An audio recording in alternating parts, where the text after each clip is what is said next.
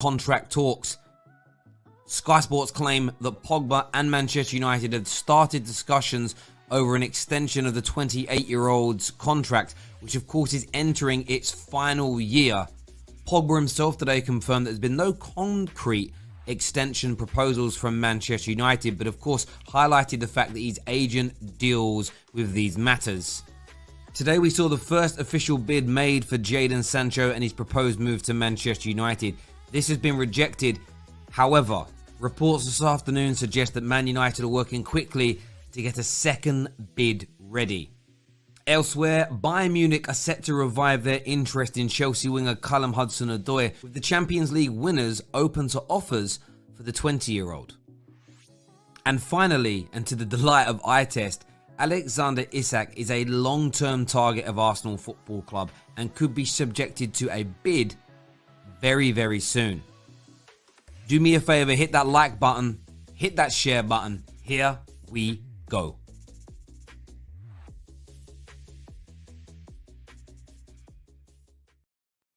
Good afternoon, welcome back to the terrace. I hope you're all having wonderful days. It's beautiful, it's warm today here in the UK, so I hope you're having as productive and as happy a day as I am. So much to talk about, so much to go through today. The premiere show of the Football Terrace, our 5 p.m. show. A chance for you to phone up, a chance for you to have your say, a chance for you to speak to us about some of the big breaking news that is happening today across social media. Paul Pogba and contract negotiations. He spoke himself to, I believe, a French broadcaster, RMC Sports, about that situation. We'll go through that in more detail with you very, very soon as well.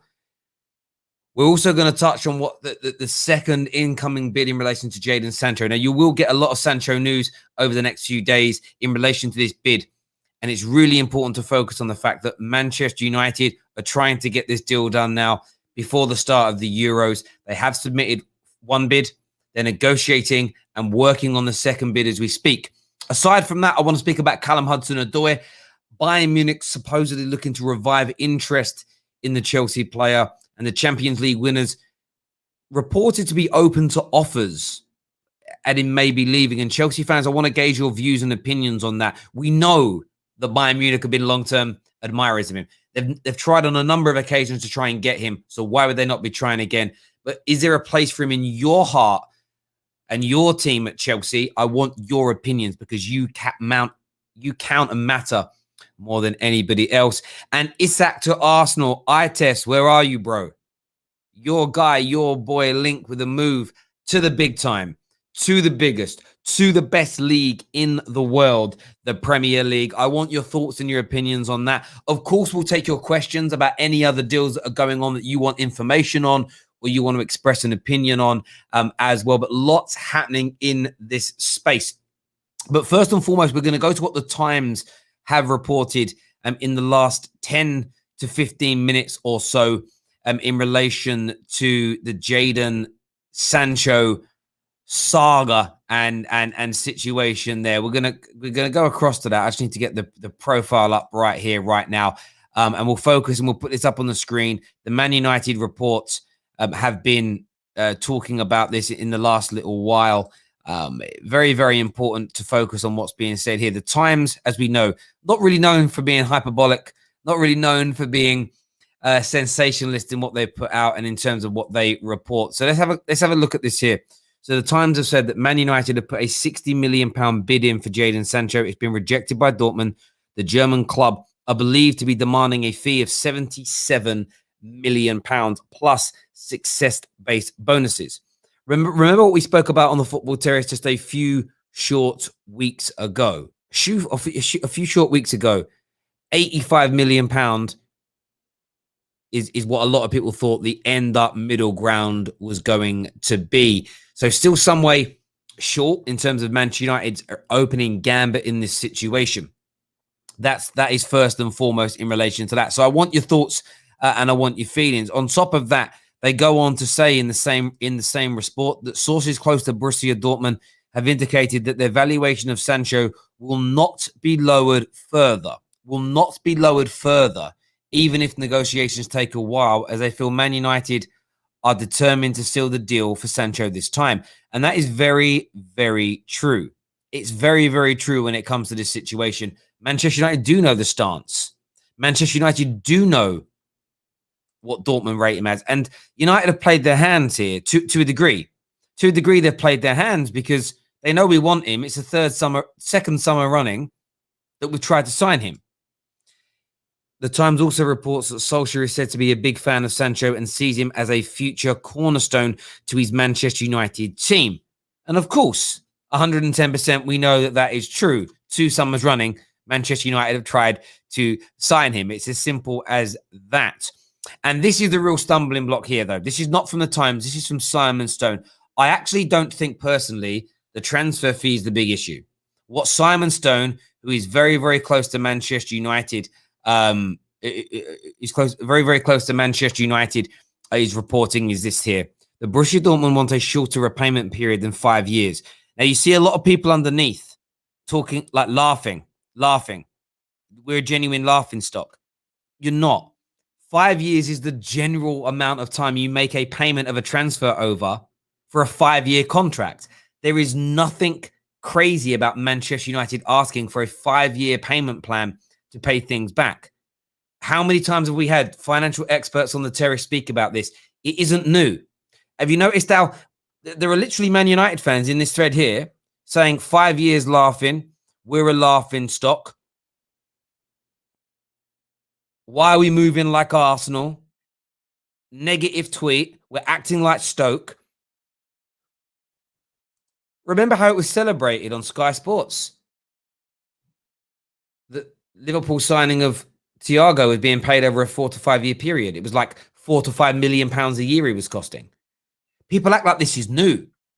Man United want to pay it over 5 equal installments. I believe what Borussia Dortmund are asking for are 3 payments over 3 years to get that money sooner. And I think that's a bigger stumbling block than the overall asking price.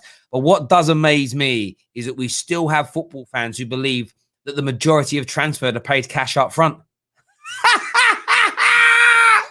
I can't believe people still believe this. I can't believe it. Literally, guys, go onto that timeline and that report. Send them all links to the terrace. We need to educate. The football terrace community needs to educate these fans. We're not moving crazy. We are doing what 95% of all clubs do on all deals ever. That's the only bit where I'll defend Man United. We're not acting crazy there.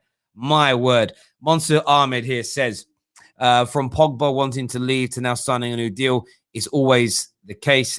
Clever tactics by Mino Raiola to get more from United and always does this. We'll move on to Paul Pogba very, very soon. I want to take some of your thoughts and feelings in relation to that. Someone here says triggered. I'm not triggered. I find it hilarious. I feel sorry for people that in this modern day era of where information is freely available, people are still like panicky. People are still panicky and, oh my God, we're paying in installments. It's a madness to me. It's a legitimate madness to me in relation to this. There's a comment here. Man United bid. Okay, Simon Stone's full tweet actually says £78 million bid from Man United. Dortmund went 90 million. So it's actually a 12 million differential plus 5.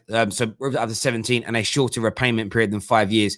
Pre-existing gentleman's agreement in place with the player if the fee is met in the right timescale. So it's an interesting stance that's now being put out there.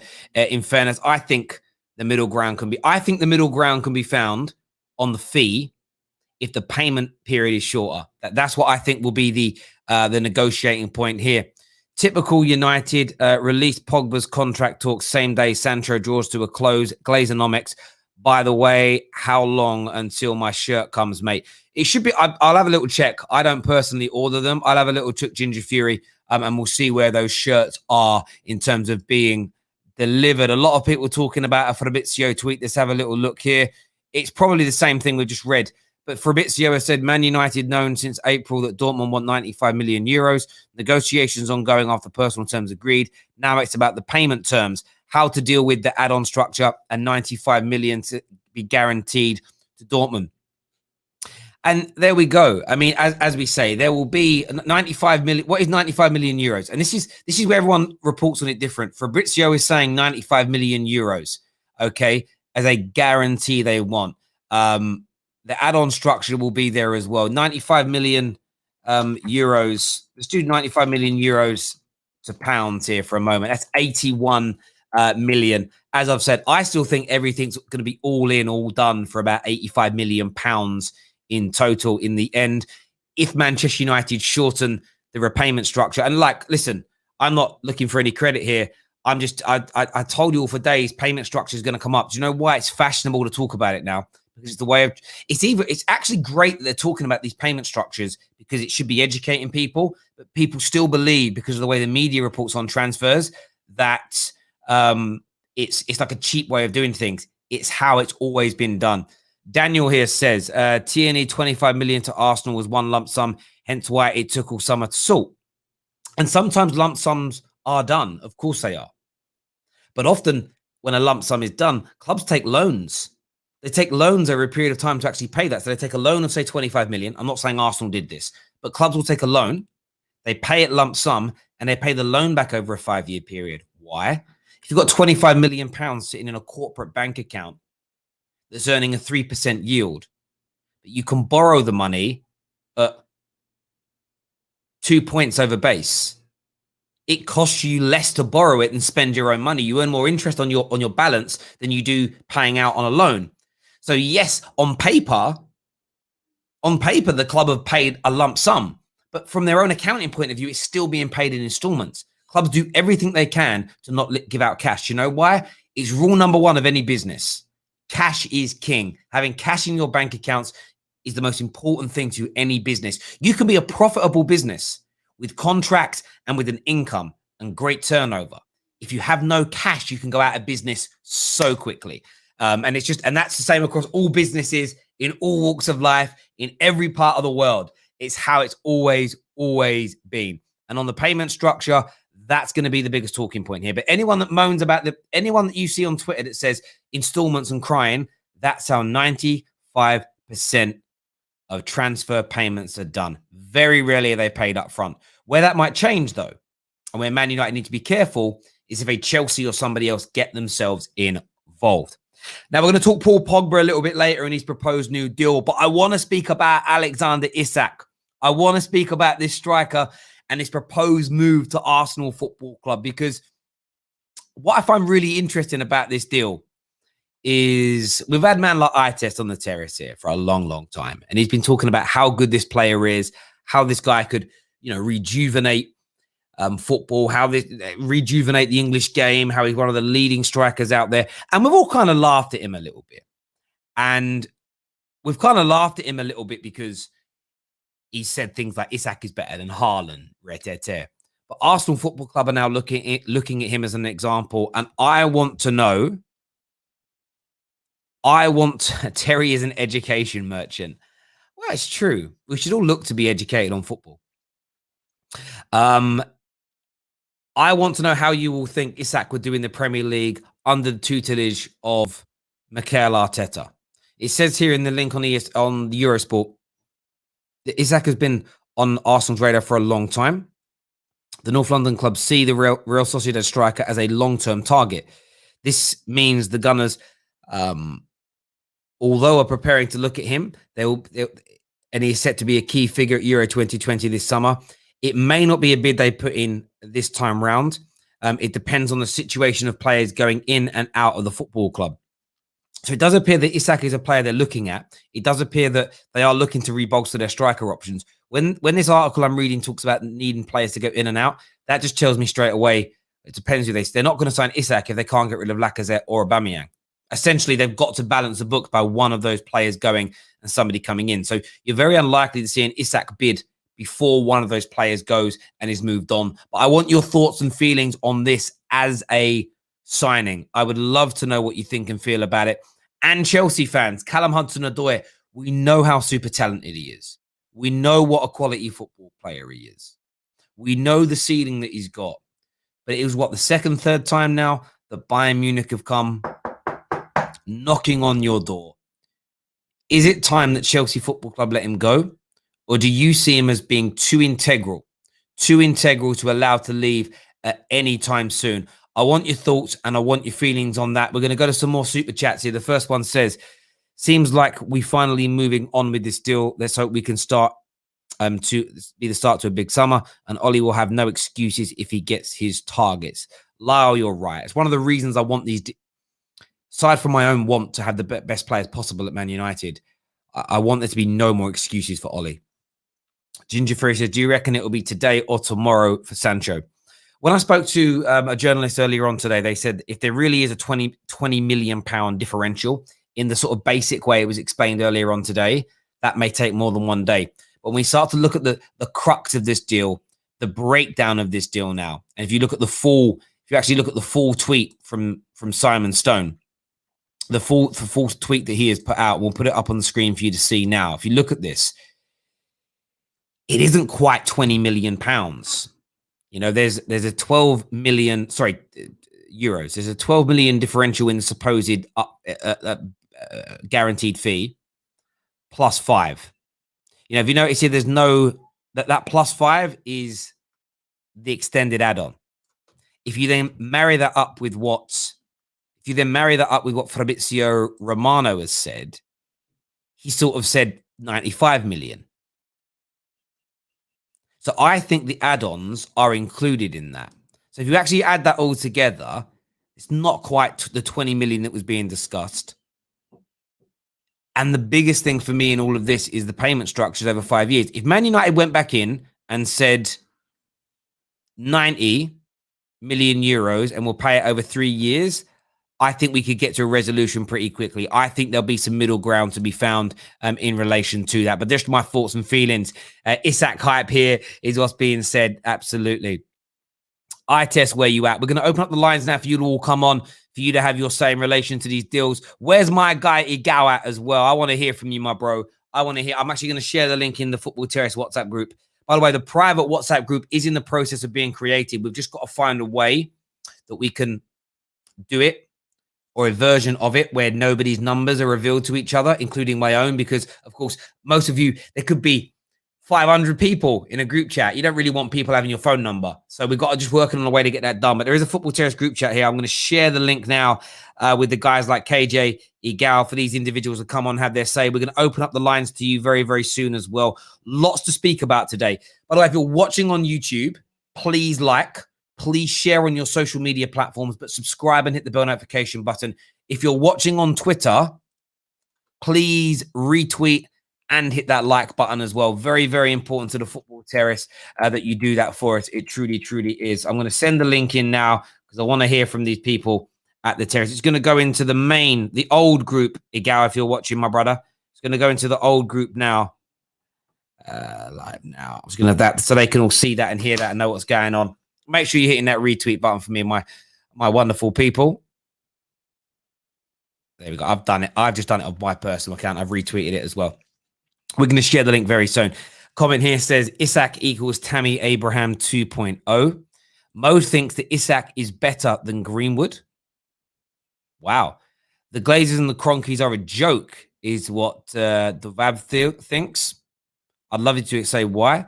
Igal says 17 goals this season, 21-year-old, has a lot of an upside, but of course, first we must sell one of Lacazette or Aubameyang. King Cantona says Terry is an education merchant. What kind of idiot would say that? Why are people proud of their ignorance? Keep doing your thing, Terry. I actually think the person was joking, but I hear what you're saying. It does trouble me that so many football fans are ignorant to what really goes on in football. And that's fine when the information isn't out there, but it's been spoken about so many times. It's been spoken about, and it's actually, I want to tweet about it because I want to put my 10 penneth in, but I'm holding back because I'm broadcasting to you, wonderful people. I'm broadcasting to you. Declan here says Hakimi has agreed terms with Chelsea. Will most likely be announced in the next few days. That is from who's BN? I'd love to know who BN is. Listen, Hakimi's going to be an amazing deal. It's going to be an amazing signing. There is no doubt about that whatsoever. I have just received another message, actually, that says just stay relaxed about the Jadon Sancho situation, which I find very intriguing indeed that has been sent to me. Also taking calls about Paul Pogba. his situation and what is going on there as well. DJ, a Chelsea fan, says, for me, Callum Hudson-Odoi should remain at Chelsea. We will be playing in 6 competitions next season. Chelsea fans wanting him gone, please remember the mistakes we made with De Bruyne, Lukaku, and Mohamed Salah. And I think that is also a very, very fair point that needs to be kind of focused on as well in relation to that situation. No doubt about it whatsoever. Am I doing watch-alongs for the Euros? Maybe, maybe not. Just watch this space on that. We are doing match reactions. We've got a bit of a... tomorrow we'll start to bring you that stuff. All the new artwork's being done. I saw some of the new artwork. Some of the new artwork today that I saw, I loved. Absolutely loved some of the new stuff that my partners over at Snack are looking to do. Should I show you all? Should I show you? They're not in HD yet. Yeah, I can show you all. I think they look good. I think they look good. I will. I'll put one up on the screen just so you can all see. Just a basic look. There's nothing on it that we don't want to show. No, this is it. So let me put this up on the screen. See this here? This is a Euro 2020 match reaction banners there, as you can see. So you're going to see this across a lot of social media places over the next few weeks as well. We've got the banners coming out for Terrace Talk, the new Daily Show, the Euro stuff. Lots more to come like this in the near future. So loads on the horizon in relation to that. Sam Ingram says, Sir Alex Ferguson once said, no player is bigger than the club. Are you referring to Pogba there? I'd love to know what you mean by that, Samuel.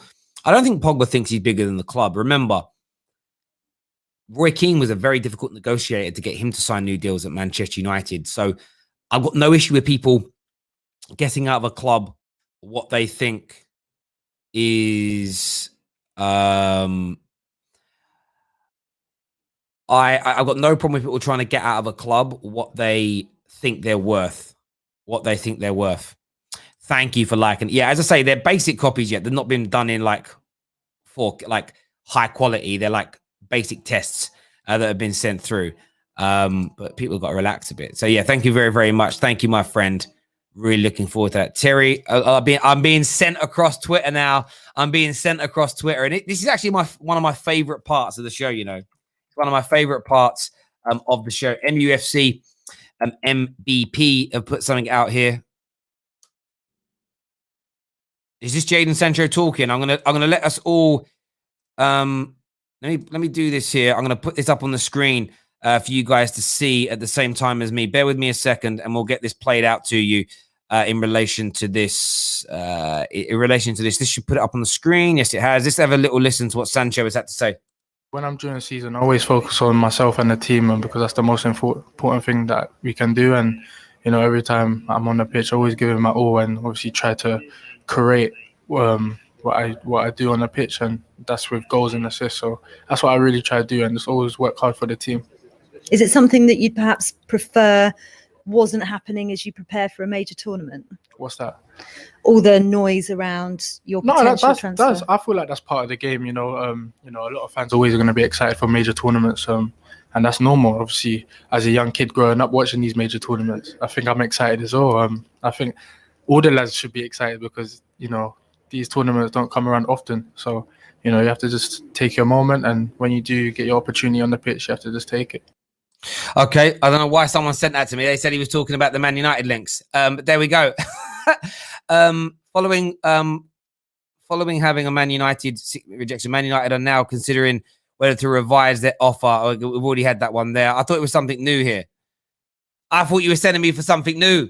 Everyone's telling me to go check it out. I checked it out. He didn't say anything. It was great to hear him speak, but he didn't say anything. Everyone was like, Terry, go check this out. And I was like, okay, what's he saying? I thought he was going to talk about Man United. There was speculation there. Didn't happen. A few people saying, check out what Damasio has said. I'm sure it's pretty much what we've already seen so far today. Let's take a quick look. There's nothing there. So I don't know why I got sent to that one. We've got Jem that's coming on now to have his say with us. He's going to come on and give us his thoughts and his feelings about the situation. Jem, how you doing, mate? Not bad. How you doing, bro? You all right? You good? I'm good, mate. I came to talk about Callum Hudson-Odoi, but it's not one of your talking points, is it? No, Hudson-Odoi is. Oh, yeah. So, Callum Hudson-Odoi. Right, listen. If if he isn't a part of Chelsea's football plans, and Chelsea do not see him as a part of being at our football club, and Bayern Munich are seriously interested in bringing in him, then as fans, we need to put our player agendas aside for him and allow him to go. The reason I say that is because in terms of his progression as a footballer, he's not going to be doing that at Chelsea. Yeah, if we sit here at the same time as we did from last season and have the same issue where he's only played a handful of games and he's not getting the minutes, and it's all because Tuchel and the board do not see him as a part of our team, then we need to allow him to go and get on with his football. And yeah, people moan, but what if he goes and becomes and does a De Bruyne or a Salah? Then let him go and do that. Because at the end of the day, Chelsea are not giving him the opportunities to be involved, to be a part of this team. And I'd rather us go and spend money elsewhere from that and bring in another individual that we will play. Does that make sense? So I think we just need to allow him to go and do him if we're not serious in him being involved in Chelsea next season. I think what's also interesting is, from Hudson-Odoi's point of view, I get that there's a part of him that wants to stay. I know there keeps 3 managers running now. We've heard this new manager or this manager sees him as part of his plans, and he's never really got the game time that he needs. If I was talking to Hudson-Odoi, and I mean this with respect to Chelsea, I would have a genuine talk with him and say, look, this is the second or third time Bayern Munich have come in for you. They clearly see you as someone that they want to make a cornerstone of their team. Maybe they want you a little bit more than Chelsea do. Chelsea, like as someone said earlier, we need Hudson-Odoi. We're in 6 competitions next year. It's true. That sounds to me more like, okay, you're going to use Hudson-Odoi in the FA Cup and the League Cup and for rotation, because I think he's 2 or 3 players down the pecking order in his preferred position. Bayern Munich are making this play.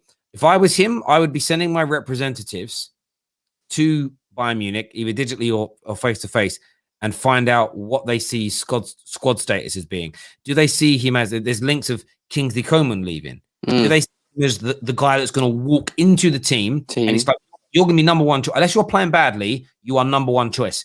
You know, that's what I think Hudson-Odoi has to look at and think about. For himself, his own development. Yeah, no, I agree 100%. And the other thing that probably backs that is the fact that they're going to spend big money for him. He doesn't, for me, condone a 50, 60, 70 million pound transfer. What has he done to honour that 50, 60, 70 million under his Chelsea career? So for me, are they just basing it upon his talent? Because he hasn't played enough to be rated as a 70 million pound or a 60 million pound footballer in my eyes. So if that's the case and they're bringing him in for that kind of money, that tells me that they see him starting or at least benching or maybe even selling certain other individuals as wingers at Bayern Munich to free up space for him to get involved. So it's an interesting one, isn't it? Yeah, absolutely. I just want to say as well, very, very quickly here, we've had some breaking news come through. This has just come out. I think this is what everybody was sending me to their page for, and I missed it. They weren't specific. Someone sent me a DM, and they had the wrong tweet linked in. Man like Phil Brown, who has been on the football terrace, very rarely does he speak up. Very rarely did he speak up. But Phil Brown has said Man United are expected to agree a fee with Borussia Dortmund for Manchester United shortly. He says shortly. I've had so much stuff potentially leading to this today. That I'll put it up on the screen so people can see. That is what man like Phil. Go check out Phil Brown. There he is. He's been on the football terrace. Everyone knows who this. Everybody knows who this guy is here. This is what he says. I fully expect United to agree a fee with Dortmund shortly. Low ball bid, the first one often is or not. It's encouraging to see them move early in the market and securing a long-term target. He would be brilliant signing, and I cannot wait to see him in a United shirt. When I say this is interesting, is that he turned. What is this? United against fan cams. Wow. Okay. That's another thing. I'll look at it later. That's an interesting one for me. Phil is someone that I have a lot of time and respect for. He's someone that I know not to be overtly hyperbolic. He doesn't. Yeah. He won't just tweet about things because he's got a big following for attention. He only puts out what he thinks he knows. So there's a lot of information that's circulating today in relation to this. But look, back to Hudson-Odoi. Sorry, I had to jump to that as breaking news. Yeah, fair enough. I was just going to say with that quickly on the Sancho thing, people thought it was going to drag out going into Euros to the sort of latter stages. By the looks of it, Man United are trying to get this sorted prior. to the Euros, didn't they? So that must tell me that Dortmund must, or maybe, have a replacement set up and lined up as well, which we'll probably hear later on as well. That's what I think anyway, but we'll see. Yeah, it's mate, I totally agree. It's seeing what's being done, and a lot of people are going to say, well, it's not really a new deal. We were looking at it last year, so I'm not really excited because we should have done it last year. And I do understand that train of thought. Yeah. But a lot of people believe that Man United would let this drag. You know, the market's been open a couple of days, and Man United have gone on to try and get it done here. Most alinial bids are low. I don't think it's as low as some journalists have reported today. As I've already, I think it's more to do with the installment payments around this deal, which are very, very normal. And if Man United go back and say, look, you want an extra 20 million euros, there's 10, but we'll pay the whole amount to you within 3 years. Yes, I think that's what Dean Jones said this morning. There will be a happy medium. And by the way, no journalist ever really gets the exact amounts of money right about fees, about salary. Clubs don't release this element of information very, very, very often. It's nearly always wrong, even north or south. Look at Chelsea. £100 million every journalist said you got for Eden Hazard. Turned out 150 million. 150, so Man United might be paying more than we're reading, but you could equally see that a lot less is paid. The media also, as I said to you yesterday, they said that Suarez cost about 20 million more than he actually did. These things happen all the time. So well, they might also get potential bonuses as well, wouldn't they? If Sancho wins the league at Man United, there might be within the contract something to do with an extra bonus for them. So that might pump up the total amounts as well. So there's loads of little willy-nilly things that are within contracts that we don't know about anyway until, such like you said, the latter stage. For example, the Eden Hazard thing, we didn't find out to the last minute once he'd won the league with Real Madrid. So it's definitely going to be interesting, 100%.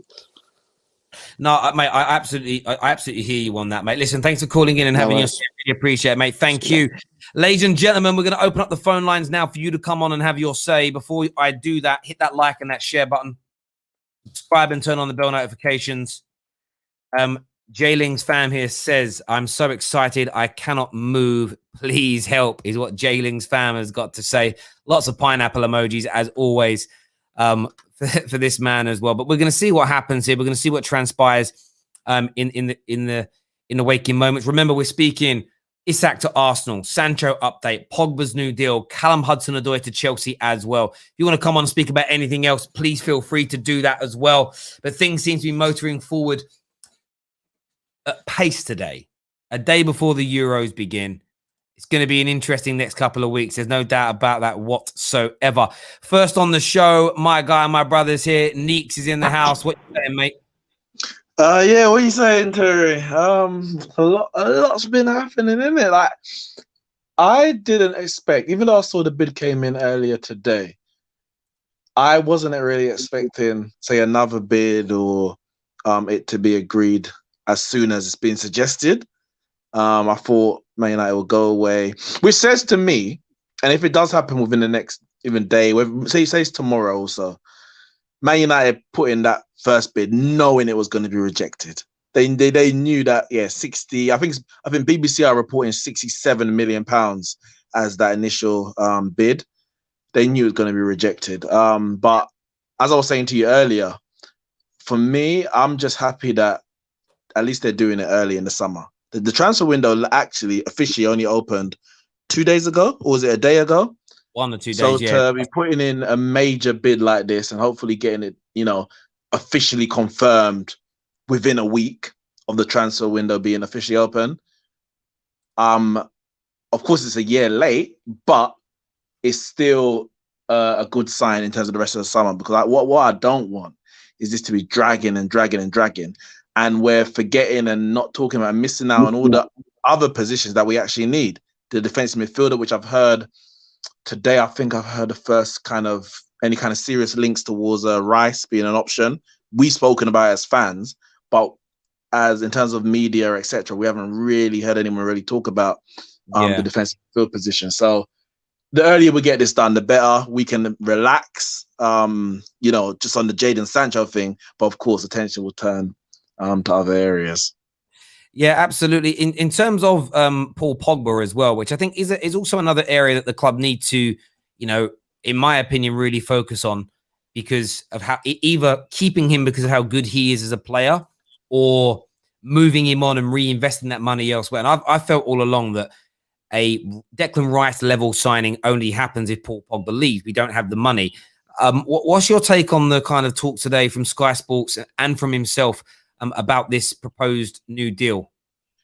Well, obviously, I want Paul Pogba to stay. And I've always said, unless we get proper money for him, so we're not selling him on a cheap, even though there's 1 year left, I'll be happier to keep him for a year and let him go for free next year. We'll be more successful keeping him for a year than getting 50 million for him and buying someone to replace.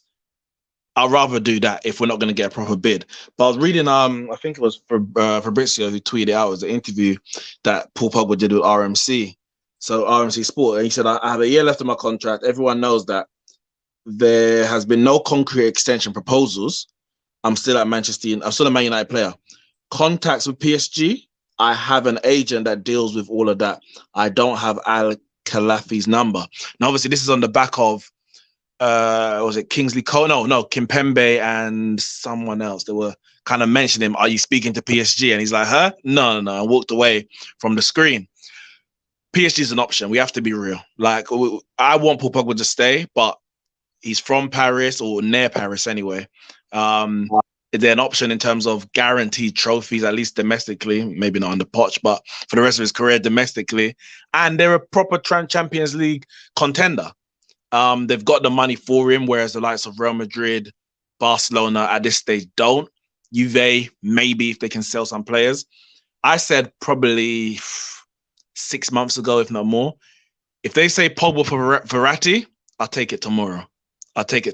But I just don't want 50 million and then we're having to search around for someone who's inadequate as a replacement for Paul Pogba. But I think it's up in the air. He could sign a new contract, but he also could leave. I think I would be happy with a new contract and a release clause if it gives him the kind of flexibility to say, well, I'll stay because I want to secure my future. But if an offer comes in from XYZ, I still have the flexibility to go. Say a 70 or 80 million pound release clause. Yeah, I think something like that could happen. I think with the PSG thing, if he wants to go, the thing is, PSG are one of the only teams that actually has the money to get him. A lot of the other clubs in Europe, as we've kind of alluded to, are not really in that in that ballpark. As an example, I kind of look at this situation and think to myself, what kind of deals could be struck? Swap deals in themselves are difficult, but if we obviously heard Dean Jones speak about Verratti to Chelsea the other day, and part of that is because PSG are looking at bringing in some players that play in his position, and it isn't because Verratti isn't any good. Clubs just like to rejuvenate at times. It's what you've done really well for us 4, 5, 6, 7 years, however long he's been here a while now. It's let's try something new. Let's give everybody a clean break in those positions, and maybe Man United could try and work on a deal there. The only question is whether Verratti would want to play for Manchester United. And look, I certainly would take him in a heartbeat. I think if you lose Paul Pogba, but you have a Verratti that comes in, a Saunaghez that comes in, you're replacing him. I don't think they're as good as Paul Pogba, but you're replacing him with top quality players, and it lessens. You had a lot of Man United fans last year. That one of the weirdest takes on football I've ever seen, where they said, if Paul Pogba leaves, we are finished forever as a football club. It was sort of like, well, I mean, the irony in that is, at some point, no matter what, he goes. At some point, he retires. Is that it then? The world at football? Is that the end of it? That's the end of The Sopranos. It's the end of The Sopranos. The final season. Do you know what I mean? It's crazy. It's just such a weird, again, exaggerated. I like Paul Pogba, but bigger and better players have left Manchester United, and we were in better positions when they left. But I mean, Man United is going to continue. Let's be honest. I mean, it's obviously people exaggerating. Yeah, of course, absolutely. There's a super chat here that says, I'm gonna struggle saying this name, but it says, "Would you take Chahanoglu?" I can't pronounce it. Kalanaglu, is that Kalanaglu or something like that? I want to say is he AC Milan central midfielder, Turkish guy? I believe so. Yeah. I know who he is. So. It says here, would you take him on a free, sell Pogba for 40, 50 million, and then look to reinvest 80 to 90 next year? Would that be a make weight that you would accept? Wait, who we selling him to? No, I don't understand that. Unless you're telling me, no, if we're taking him on a free, that has nothing to do with Paul Pogba. Like Paul Pogba, if we're taking, I think what he means is, say that the outcome was we signed him on a free, we sold Pogba to whoever for 50 million, and then next summer we went for like a star player in the midfield. Okay, yeah, okay. If you could guarantee that we're gonna go and get an 80 to 90 million player next year, then I'll be more content. It's just that with these owners and our past history when it comes to transfers, we can't guarantee that. So I want as much for the player right now, and at least 75% of that can be put back into the transfers. Because yeah. But if you guarantee it, then fair enough. That's a different kettle of fish. Yeah, I hear you on that. Listen, Neeks, mate, thanks for coming on and having your say. Really appreciate it, buddy. Top man. Thank you. Hopefully we get some breaking news soon. Hopefully. Top man. Thank you, top man. Do me a favor, everybody. Hit that like button right now. Let's get this past at least 1,000 likes while we're live on the air, people. Let's get this to at least 50 retweets on our live stream on Twitter. We're also, by the way, it might be starting tonight. I've got to just check in. We're launching on Twitch as well. The Football Terrace, lots more. I've just been sent another banner through, actually. Just been sent another banner through, our Euro 2020 banner. I'm loving it, man. It looks sick. You see all our new designs on the logos. I'll show you all a bit later. I'll show you all a little bit later. Keep hitting that like and that share button. Terry, opinions on Martial. Top class player. Love him. Want him to stay at the club. Brilliant. Mohammed here says, a question, what's the purpose of the transfer window if you can make and announce signings before the window opens? Does it defeat the purpose? Now, the transfer window is when the player transfer cards and the players officially move. You can do the deals and the business at any time you want. Often the clubs don't do the finalizations and the official bids until the window opens because it's pointless. If you sign an agreement, say you sign an agreement in January, say you sign an agreement on the 1st of December to sign Jadon Sancho, and then he sells a career, you've got to pay the money. It's a signed, sealed, secured creditor agreement, and then a bad injury happens and he's out for 2 years, you're lumbered with him. That's one reason why clubs tend not to try and do it. Sometimes you sign a player early if you're trying to fend off other people, and you have to weigh those options up. It becomes a risk-based decision. We've got Tom Little to come. We've got Matt to come. We've got Dequan to come. But before that, man like Igao is here. Alexander Isak to Arsenal. Igao, what you saying, bro? Yo, Terry, what's going on? How's everybody doing? Alexander Isak. Yo, we're getting Ites's favorite player. He's gonna have to turn into an Arsenal fan, If that happens. If that happens, he's going to have to turn into an Arsenal fan. But you know what, Terry? You said it. You hit the nail on the head when you started with your opening monologue. And you said, if we don't sell Lacazette and we don't sell Aubameyang, there is no way we're getting this young star. And 60 million, guys, don't go crazy. We're not spending 60 million on a striker this year. I'm telling you that right now. If his valuation is worth 60 million, that's just a release clause. His real valuation is probably half of that at this point. Even though he's a good striker, I don't think 60 million, he's going to warrant 60 million. When you have guys like Patson Daka and you have all these other guys who are going for around 30 million mark. It is a COVID market. It is a buyer's market. There's no way a seller is going to get 60 million for a youngster that's only scored 17 goals this season. He's not Haaland. 17 league goals in the Liga, though. I get that. But what you've got to remember, though, do you know what's so massive about this Haaland deal? What is so gargantuan? What is so massive?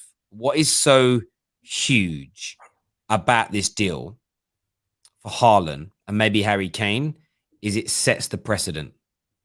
It sets the precedent that of valuations here. The precedent is how many goals in all comps did Isak score this season? 17. He got 17 in the season, in the league, I think. Okay, yeah. So that's about how many goals did Harry Kane score this season? Who knows? In the league, was that 21? Something like that? So you're talking about a player who he's not, again, Harry Kane's established over many, many years. But Harry Kane's 150, 160 mil, right?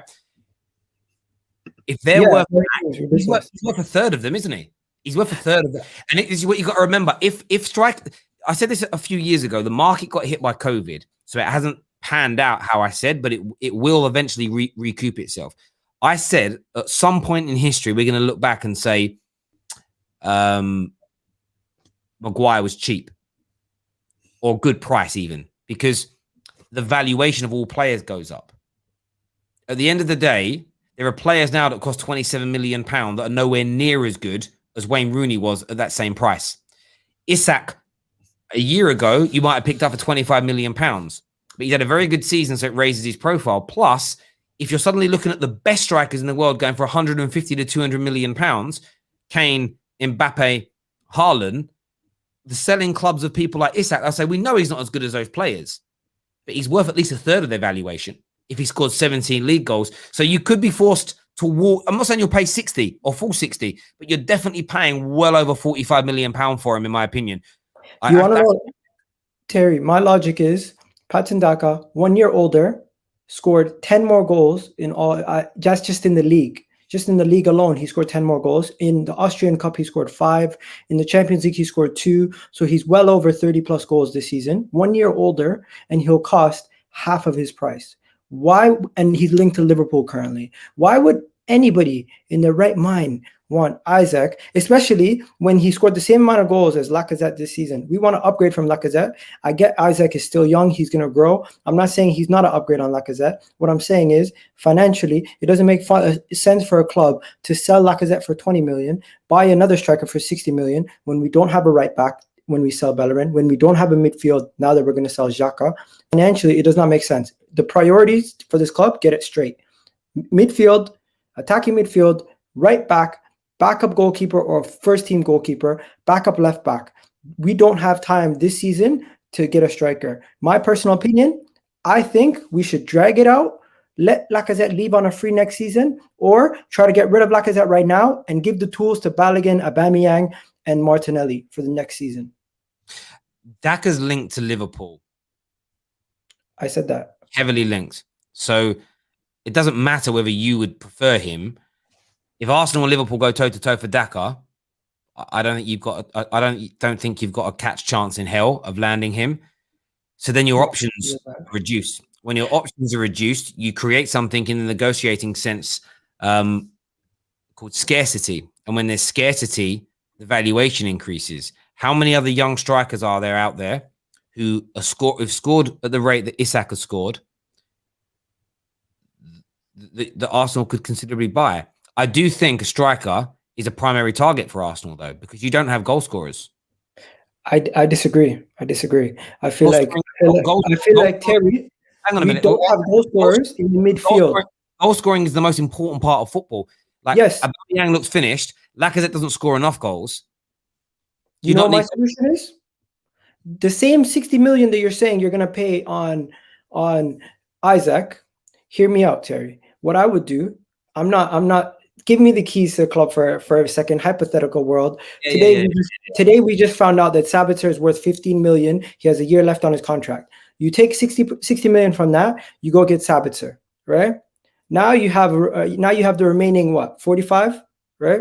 So you take the remaining 45. You take another 20 from that, right?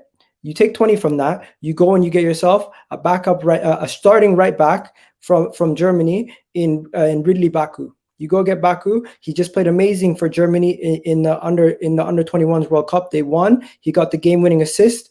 Up and coming star. Now you have two players. You have a veteran in Sabitzer, and you have a good right back for the future in Ridley. Now what's left? 25 million. That 25 million, I add 10 on top, and that will get you Ruben Neves. If you can sell Guendouzi and you can sell somebody else, and you can take the money from Bellerin, actually add that on top, you can now get Basuma. So with that same 60 million, I've stretched it and I've gotten 3 players that are of quality and that will improve the whole squad. Yes. That's what Arsenal needs to do. Get that, but you've still got no one that's going to score your goals, so it all means nothing. No, that's not true. I just added Sabitzer. I just added Sabitzer. Where are the goals? Where are the goals coming from now? Let me explain. I added Sabitzer, who's going to add goals from the midfield. I added a right back who's going to be able to link up with whoever is playing on the right-hand side to add more goals to attack, right? I've added a midfielder who creates balance to the team and progresses you forward as a team. Creativity. I don't need any of that explained. Who's scoring the goals? The goal scorers for next season will be Pepe, Martinelli, Aubameyang. Who else? We got Saka still. So Think about it. all the players that have not been scoring The regularly enough. reason why they've not been scoring, Terry, is because we have lacked the creativity and we've lacked the presence from the midfield. Okay, I get you now. We could have got here a lot quicker. So what you're saying is, what you should have said is, we don't need goal scorers. We just lack creativity. I did say that. That was my opening caveat. I did. Maybe I missed that bit. Sorry if you said that. I missed it. I got lost in everything else that you were saying. My view is this, though, mate. Your football club should be buying all of them. You should be buying Basuma, Sabitzer. Is it Ridley? You said a right back. Yeah, Ridley Baku. Oh, Ridley Baku. Okay, cool. I was thinking of surnames. I've never heard of that dude. Right? You should be signing them and Isak. Your club can afford that. I don't get what this scrimping and scraping is.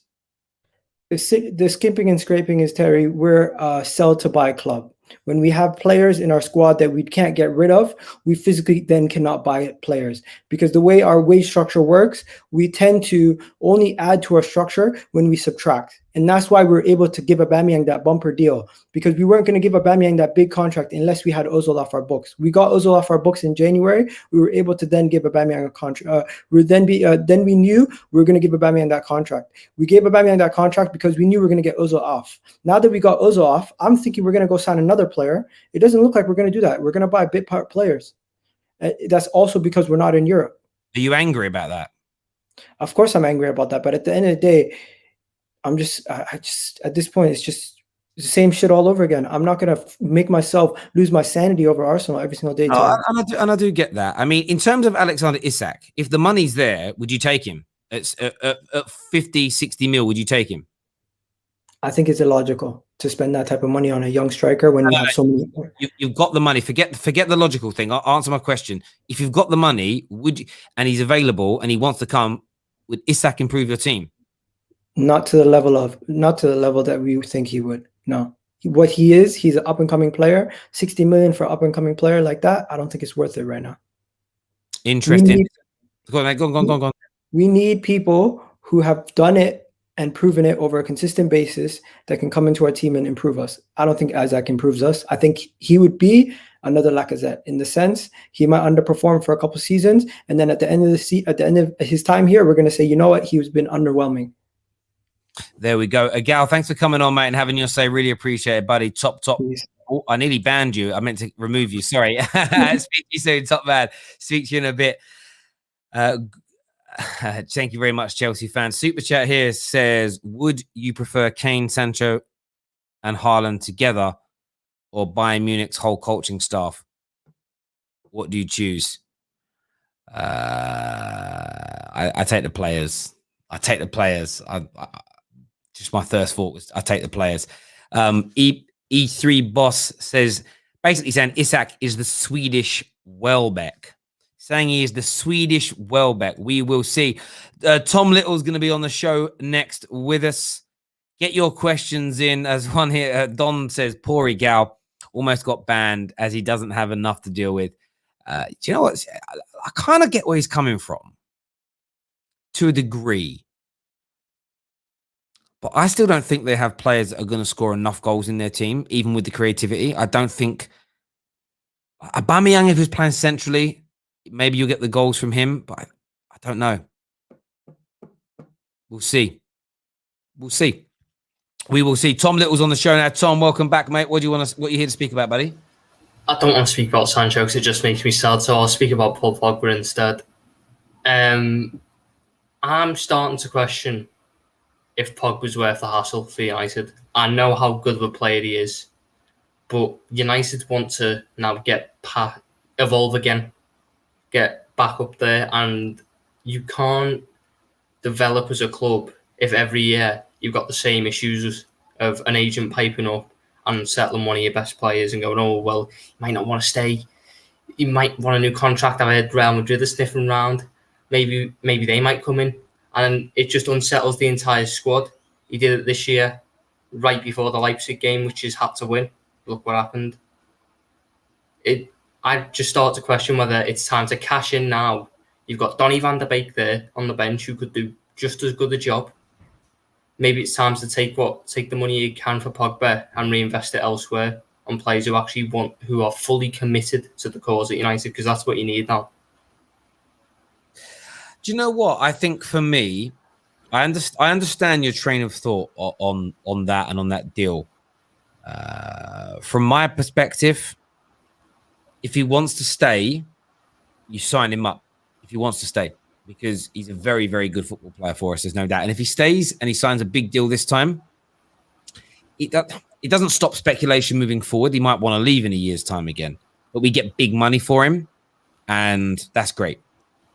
It may stop a lot of the speculation because this will be his last big contract. At the age he's at, he'll sign a 4 to 5 year deal. That's his last big contract, in all intents and purposes. So I think it ends that speculation. But if he doesn't want to remain, I kind of disagree with Neeks, what he said earlier. I would look to cash in on him as opposed to letting him run down that contract, because you don't. It's almost. I don't like the idea of building a team. One of the things about the Cavani, one of the elements of the Cavani deal that it's not I'm angry about it, but it's like I don't quite like, is that you're building a team where you could have this like crowning jewel in it, or one of the main jewels in this crown that is gone at the end of next season. And if Pogba stays and he's going to leave and Cavani's only got 1 year left, you could be losing 2 of your best players at the end of next season. So no matter how well or bad we do, it's going to get worse when they leave because of how great they are. I'd rather maybe cash in on Paul Pogba and go, who is our number 1, number 2 midfield replacements for him that we've got lined up? Can we get them done? If we'll keep him, then is if we can't land those targets until next year. So there's a lot of things to consider in that. I do understand where you're coming from, but Paul Pogba, in terms of a baller, I just think he's too good just to write off. You just don't want a Wijnaldum situation like we had this year, where it's just up in the air the entire year. You've got a player who's worth quite a bit. Paul Pogba is a great player and he's an important part of that United team. I'm not saying he's a bad player, but what United need if they want to push to the top honours is people who are 100% committed, who aren't looking every January to eye away a move. I agree with that. So I think with the Genie thing is you didn't have clarity on his situation. So if we know he's leaving and that's it, you don't have that overhang in the club he's going. It's over. It's finished. I do care about what we do. What I think has to happen categorically before a ball is kicked at the beginning of the season, Man United, Pogba, and the fans need to know if Pogba's staying or going next season. And I think either way, we can relax. There's an answer. It's the unknown that's frustrating. So I think your point on Genie, if we go through the whole of the season not knowing, I completely agree. That'll be a major problem. In relation to the other bit of news, Jadon Sancho, I know you said it's sad for you, but what's your take on it? Do you see Man United getting this done before England start in the Euros, or maybe taking another month? You've got to get it done before England's first game, because if you don't, you won't get it done during the Euros, and that's even longer for another team to sell a player and go, Jadon Sancho is available, isn't he? Let's throw our hat in the ring and try and maybe throw him off a United move. If you get him done early, if you can get him done before Croatia and his mind then is settled, as an England fan, you get better performances out of him, I think, because he's just focused on one thing. Yeah. And then you don't have to worry about potentially losing out on him while you can't do negotiations with him. So I think it's imperative that you get him done. Even if you've got to pay a bit of an extra fee, you have to get him done before the Euros, just to avoid anyone coming in and stealing during them. Mate, I completely and utterly agree with you on other people coming in and taking him away and all that sort of jazz. I couldn't agree with you more on that. Tom, thanks for coming on, mate, and having your say. Really appreciate it, mate. Thank you very much indeed. Next on the show, we've got Dequan is here with us. What are you saying, buddy? What are you saying, Terry? How you doing, man? I'm very good. About Sancho? Yeah, well, we're talking about a number of things, but what are you here to speak about, buddy? I'm here to talk Arsenal. Isak coming in. It was a bit of a surprise when I heard the news, man. 60 million for a player, for a 21-year-old. I'm actually 3 months older than the guy as well. Little fact, but to throw it out there. But 17 goals in 2020-21. It's impressive still. 21, he's got bags of potential. But I feel like with this still 60 million is kind of a big risk, you know, speaking about it. Because Kai Havertz, he struggled in the Premier League. and Timo Werner. But yeah, Arsenal are going to have to sell players first before we spend that kind of money. But one thing I have to say, Onana has his ban reduced to 9 months, so he's available to play football from November. Yeah, I'm aware of that, and I think, listen, that's another player Arsenal could look at. Like the 60 million for Isak thing is, look, one thing where I kind of agree partially with Igal is, if you're going to sign him, he's got to be the guy. Arsenal literally cannot afford another major money signing that they mess up.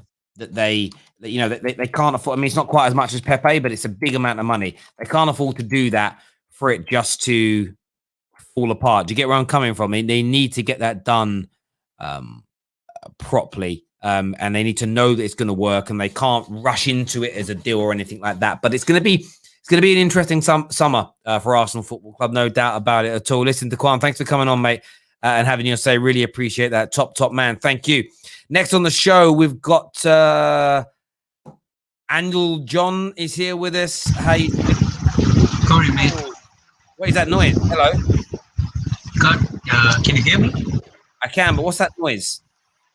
Oh, I don't know. Maybe something else. I don't know. Can you hear me? I can, but it's very it's like you're in a wind tunnel. Oh, I'm sorry about that. Yeah, I can't take the call. I don't know if the viewers. All right. Yeah. Really, sorry, mate. I'm really sorry. I don't know. Could you guys hear that? I don't know what that was. That was mad, but there was nothing making the noise. I didn't really understand it. It was an interesting one. There we go. Ox is with us now. Ox, what are you saying? Ox is not there or ready to speak. If you want to phone up and have your say, I'm going to put the link now in the comment section below. Feel free to come on and have a little chat with us. Man like Slens. Slens, I got your DM, by the way. Of course, Sancho talking about how he was a Chelsea fan when he was younger. That's just going to be even more painful for Chelsea fans to see him don a Man United shirt. There we go.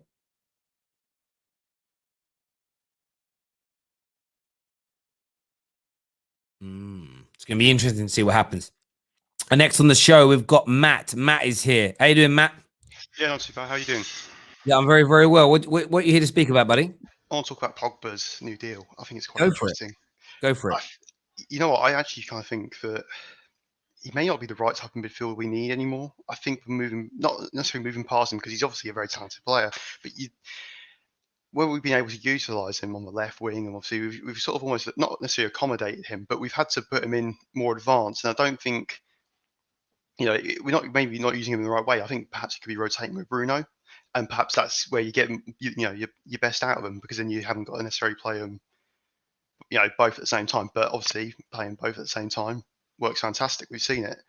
So in one respect, I say, yeah, keep him, because he's a fantastic player, and but similarly, I feel like he's come to the point where he's outgrowing United, and I think he needs a new challenge. I think for his personal career, I think he needs to move on. And then you look at players around. Sabitzer, as the guy was talking about earlier, is only 15 million. He'd be an ideal replacement. He can play many places in the midfield. Calhanoglu, as people were talking about earlier, he would be a good signing for United, because he can play left wing and the midfield in that cam position as well. So you can rotate him with Rashford or with Bruno. So there's options available. Yeah. But you've got United have got box clever and think, right, well, we've got the best out of Pogba now, and he wants to move on. Let's save us a headache and just let him go where he wants to go. And as you say, maybe that is going to be the approach. Who knows? It's a tough one. As long as an adequate replacement comes in, I think the most painful thing would be to see a Pogba level player go out and the McTominay level player come in. We don't want to be doing what Arsenal are doing and replacing stars with just good players. It isn't good enough. Matt, selling up Pogba and bringing in Harry Winks. It's the exactly. in the stars, isn't it? It's exactly, mate. Listen, Matt, thanks for coming on and having your say, mate. Really appreciate that, buddy. Top man. Next on the show, we've got Matty. He's a Chelsea fan. What are you saying, buddy? How you doing, Terry? You okay? I'm very, very well. What are you here to say?